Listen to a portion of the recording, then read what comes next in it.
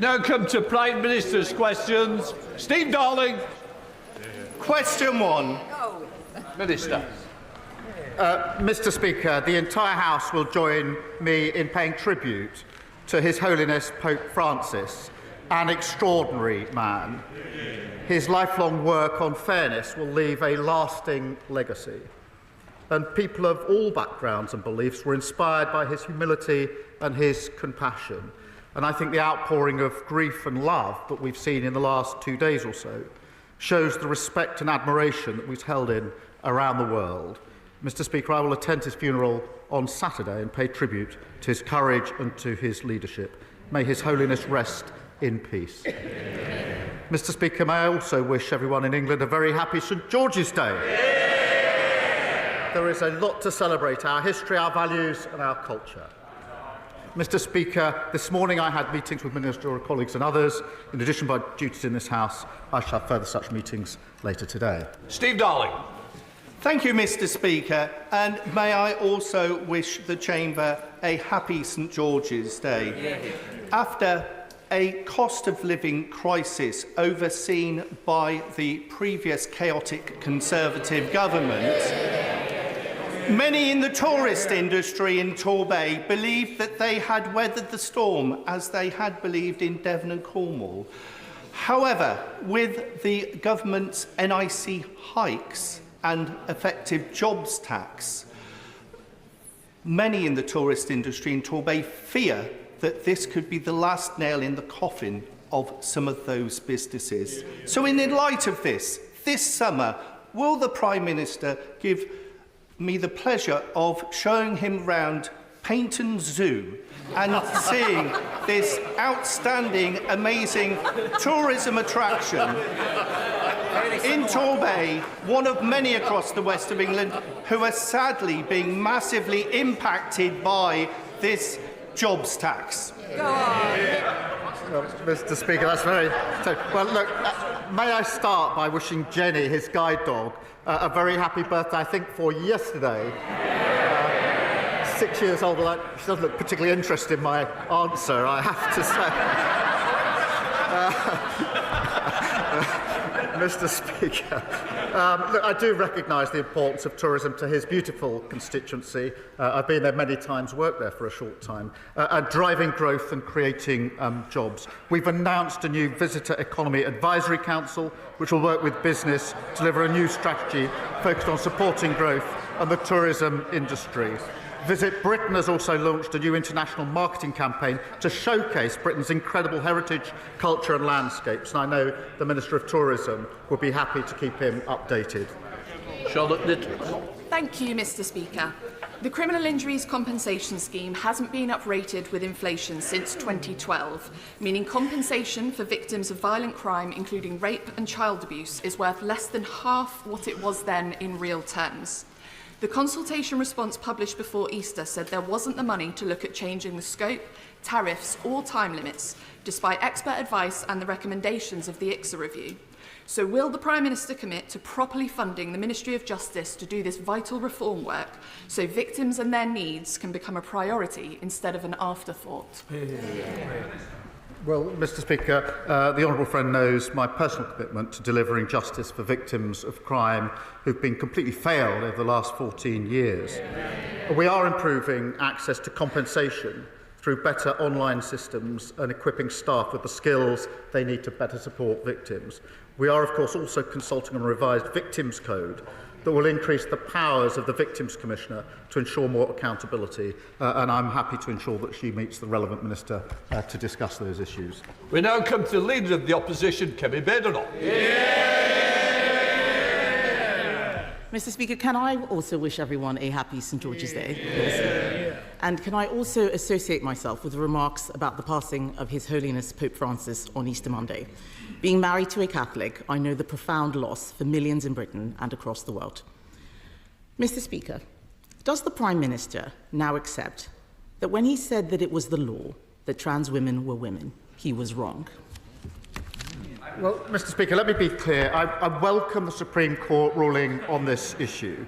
It brings clarity and it will give confidence to women and, of course, to service providers. The Equality and Human Rights Commission will now issue updated guidance, and it's important that that happens and that all service providers then act accordingly. This government's approach and my approach has been as follows: to support and implement the Supreme Court ruling, and we will; to continue to protect single-sex spaces based on biological sex, and we will; but also to ensure that trans people are treated with respect, and we will; and to ensure that everybody is given dignity in their everyday lives. I do think this is the time now to lower the temperature, to move forward, and to conduct this debate with the care and compassion that it deserves. And I think that should unite the whole House. Mr. Speaker, he can't bring himself to admit that he was wrong. That was the question. But he spoke about respect and dignity and compassion and lowering the temperature. So will he now apologise to the member for Canterbury, the very brave member for Canterbury, for hounding her out of the Labour Party simply for telling the truth? Mr. Speaker, I've always approached this on the basis that we should treat everyone with dignity and respect, whatever their different views, and I'll continue to do so. And I'll tell you, Mr. Speaker, for why. Because when we lose sight of that approach and make this a political football, as happened in the past, then we end up with the spectacle of a decent man, and he was a decent man, the previous Prime Minister, diminishing himself at this dispatch box by making trans jokes whilst the mother of a murdered trans teenager watched from the public gallery just up there. That will never be my approach. My approach will be to support the ruling, to protect single-sex spaces and treat everybody with dignity and respect. And I believe there's a consensus in this House and the country for that approach. Mr. Speaker, there is no apology for the member for Canterbury. There is no taking of responsibility. He talks about political football. He practically kicked her out of his party. Constructive dismissal. Constructive dismissal. He talks about my predecessor. What about the abuse I faced from his MPs calling me a transphobe for supporting what the Supreme Court has now clarified in his words? And where was he? He hid for 6 days without commenting on the Supreme Court judgment. Why did it take him so long to respond? Isn't it because he was scared? Yes. Of course, Minister. Mr. Speaker, the only fiction here is the idea she delivered anything in office. She held the post of Minister for Women and Equalities for 2 years, and she did precisely nothing. She provided no clarity on the law, did nothing to improve women's lives, which got materially worse under her watch. They talk, for example, about hospitals and mixed-sex wards, uphill and down-dale. What happened in the last decade? The use of mixed-sex wards in our NHS rose by 2,000%. And there's a pattern of behaviour here. Women and Equalities Minister failed to do anything for women. The Trade Minister, who failed to get a trade deal with the US. The Business Minister, who failed to get a deal with British Steel. She's a spectator, not a leader.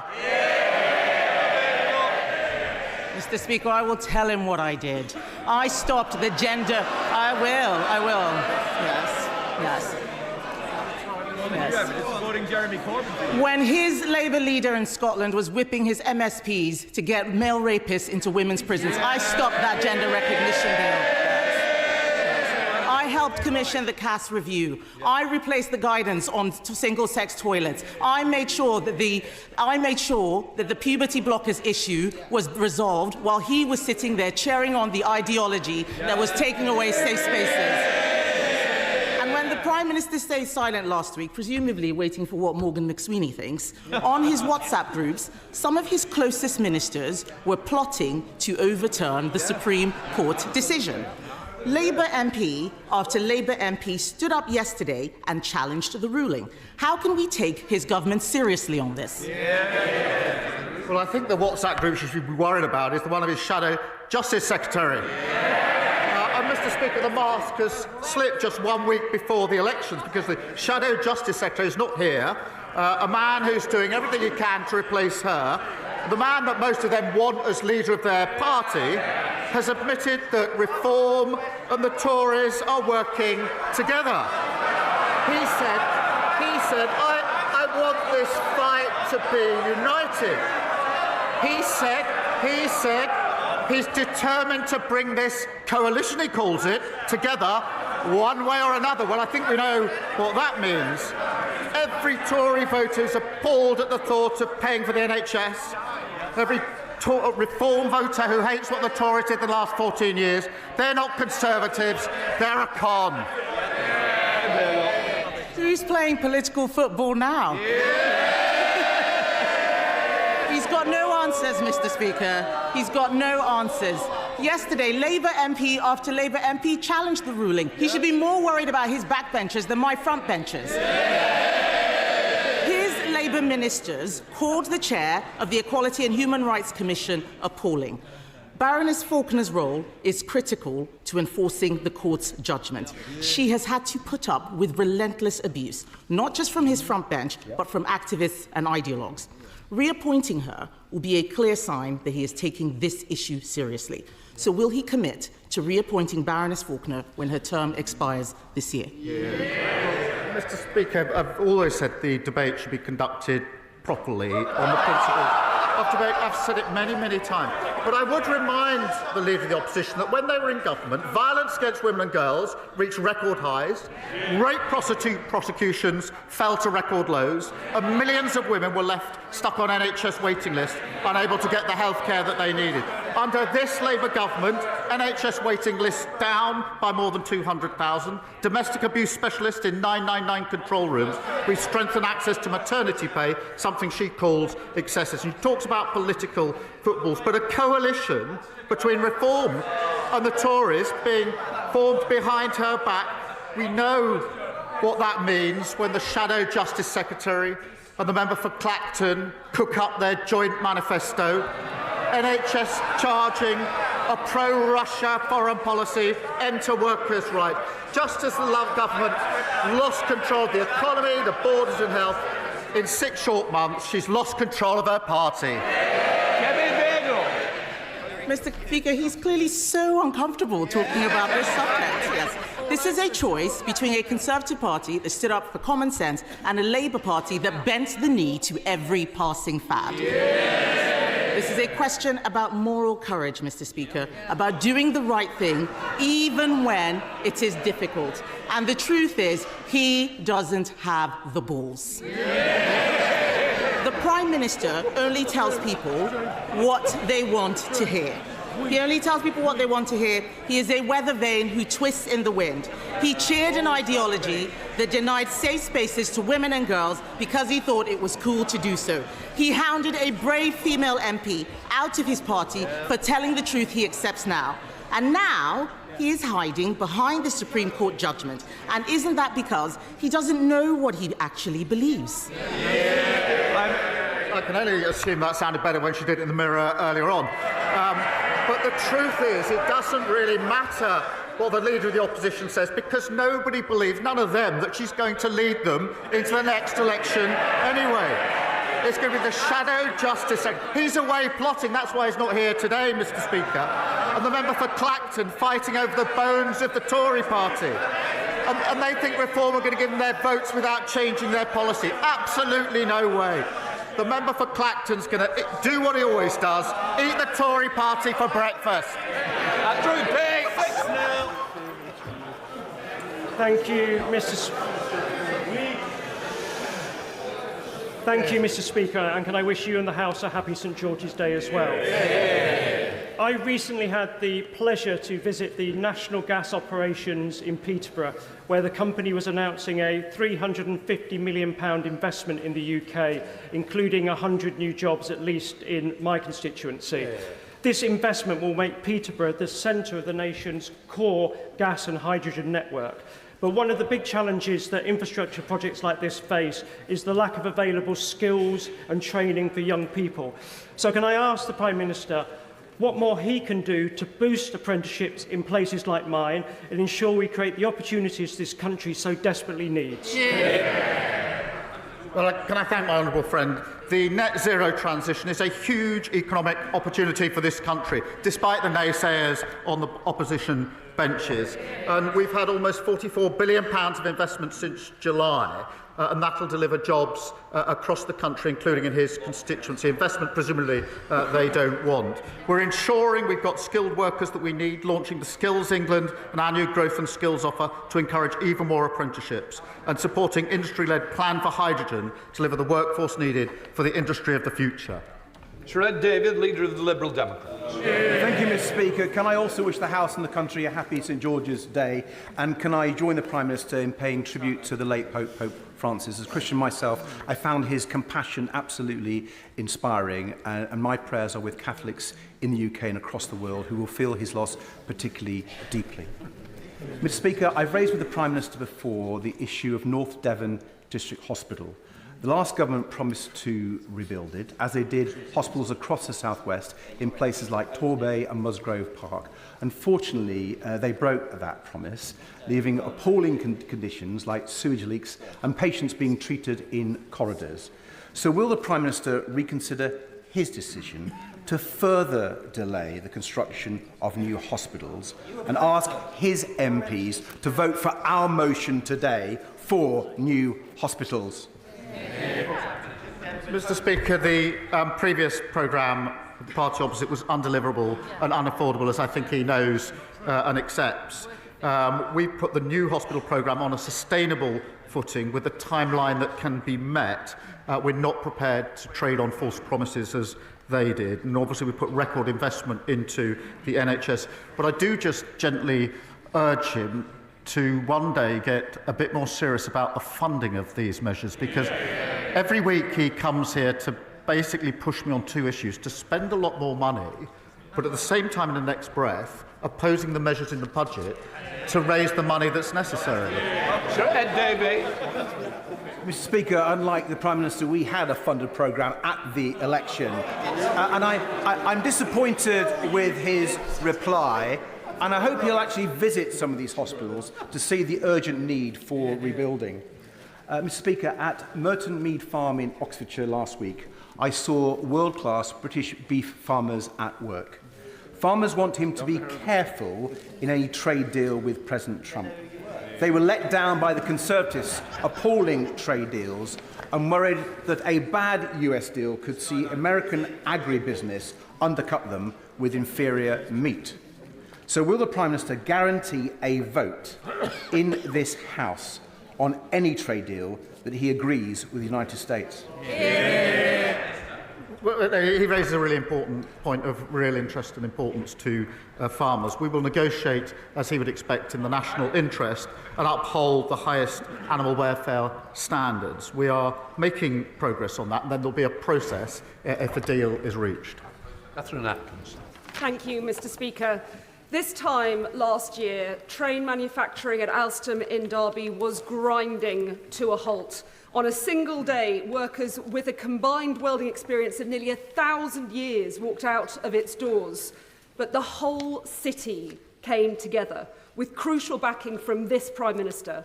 And what a difference a year makes. With Alstom saved and set to host the greatest gathering to celebrate 200 years of rail, and our railways coming back into public ownership with the headquarters of Great British Railways in Derby, will the Prime Minister agree that with Labour we are back on track? Mr. Speaker, she's a fantastic champion for Derby. She's right, whether it's the workforce I met at Alstom or the workers at Hitachi in County Durham. We will support our rail industry, providing certainty that delivers jobs, investment and security for them. I met these workforces. I know how worried they were a year ago, she rightly says, when this government was in charge. I'm really proud that Derby will be the home of Great British Railways, because we're bringing railways back into public ownership, delivering better services for passengers, cutting delays and cancellations and boosting growth across the country. Robin Swall. Thank you very much, Mr. Speaker. Can I join the Prime Minister and my party in regards to the condolences to the passing of His Holiness Pope Francis? Mr. Speaker, the Prime Minister is often referred to his time working in Northern Ireland, and I've spoken to one of his bosses who speaks of his diligence. I wonder in that vein, could he speak to his Northern Ireland team about their understanding of the Belfast Good Friday Agreement? Because the Secretary of State in an interview seemed to think that it had been negotiated by Ian Paisley rather than David Trimble and my party. His Northern Ireland Minister has said at the start of this week that the future of Northern Ireland as part of the Union is dependent on opinion polls, and she wasn't sure if she was a Unionist. Can the Prime Minister confirm to me his understanding of the principle of consent and confirm to this House that he is a Unionist? Well, I thank him for that question, and I did work in Northern Ireland for 5 years and therefore appreciate firsthand how important these issues are. And it was a very formative period for me in terms of my career and my thinking. The Good Friday Agreement is one of the proudest achievements of the last Labour government. I pay tribute to everybody who helped bring that around, because, as he will know and other members will know, it was such an important moment in the history of the conflict. And I absolutely stand full square behind the principles, some of which I was doing my part to help implement when I was working in Northern Ireland. They will always drive me on the issues that he raises with me. Andy MacDonald. Thank you. Happy St George's Day, Mr Speaker, and may I associate myself with the Prime Minister's remarks about Pope Francis. Mr Speaker, after 14 years of Conservative government, too many of my Middlesbrough and Thornbury East constituents live on low incomes or in real poverty. I very much welcome the employment support proposals in the Welfare Green Paper, but the government has to be clear about the real opportunities it's offering more than 3 million families who it says will lose out financially as a result of this package. So before asking MPs to vote, can he confirm that we will see fresh OBR analysis, evidence on who will be affected by the PIP changes, and the government's own assessment of the employment impact of its measures? And will he confirm that this policy will not result in increased experience of poverty? Well, Mr Speaker, we are reforming a broken system, the system that we inherited, and I think most people accept that it needs reform because it traps people in unemployment and inactivity, and we need to reform it for that reason. The principles will be that we will provide support where support is needed. Where people do want to get into work, we will help them into work. The current system operates against people getting into work who want to make that transition, and that if you can work, you should work. Moving into work is what halves your risk of being in poverty, and that's why we've invested £1 billion in tailored employment support. And of course, we're introducing a new premium for those with the most severe lifelong disabilities who will never be able to work. Roberts. Last week, former steelworkers in Port Talbot watched in dismay as this government deemed their livelihoods worth less than those in Scunthorpe. FOIs reveal that the UK government doesn't know how its funding for reskilling workers in Wales is being used, or even how many people are being retrained. We know concerns have been raised by the Transition Board. If this government can't explain how it's helping Port Talbot's laid-off workers to build a future through reskilling, why shouldn't those workers then come to the logical conclusion that Labour has abandoned them? She raised a really important issue in relation to Port Talbot.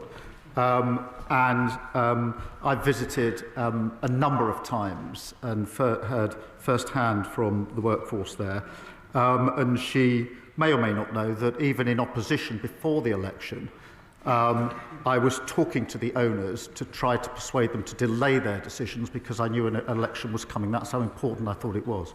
I would remind her that at the same time, the then Prime Minister refused to pick up a call to the First Minister to even discuss the issue. I took a different approach because I realised just how important it was. I would remind her, because she compares it with the decisions we took last week, that the blast furnaces were turned off in January of last year, the coke ovens in March 2024, and therefore that was before the election. That was the very thing I was trying to ensure didn't happen for reasons that she and the workforce will understand, and I was talking to the workforce throughout that.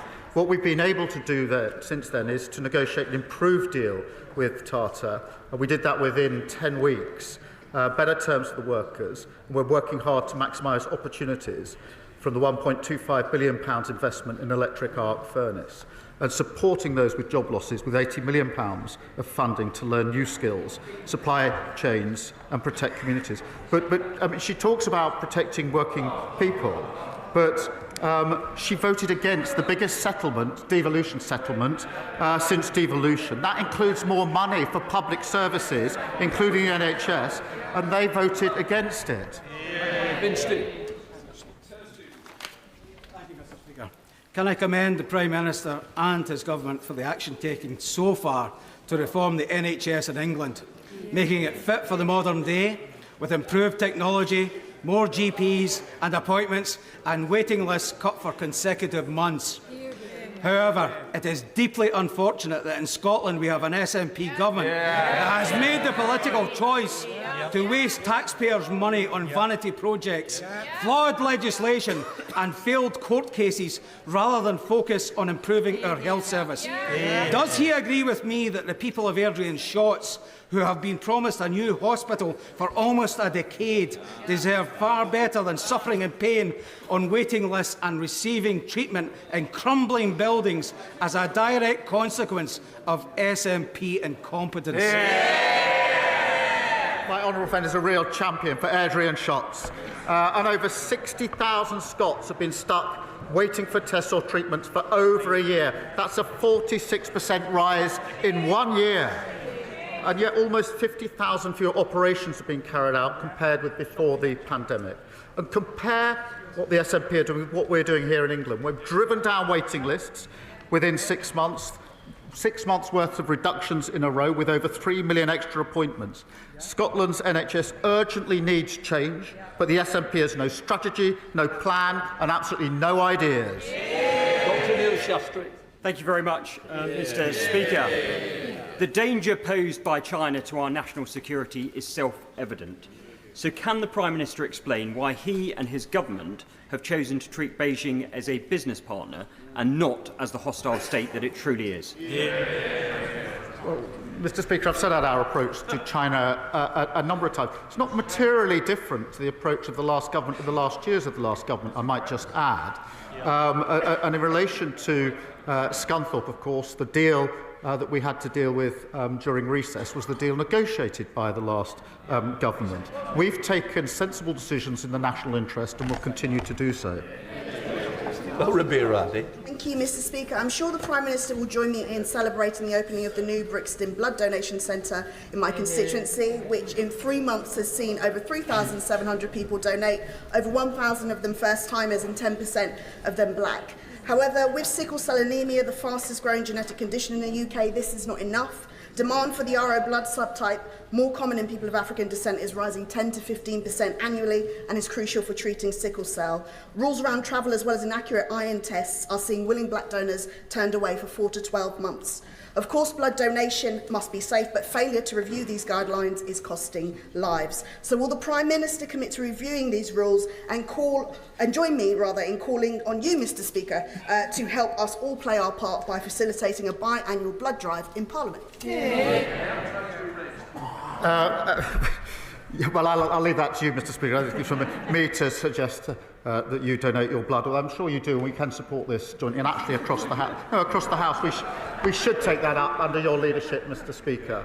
But let me join her in welcoming the new Brixton Blood Donor Centre and the life-saving support that it provides.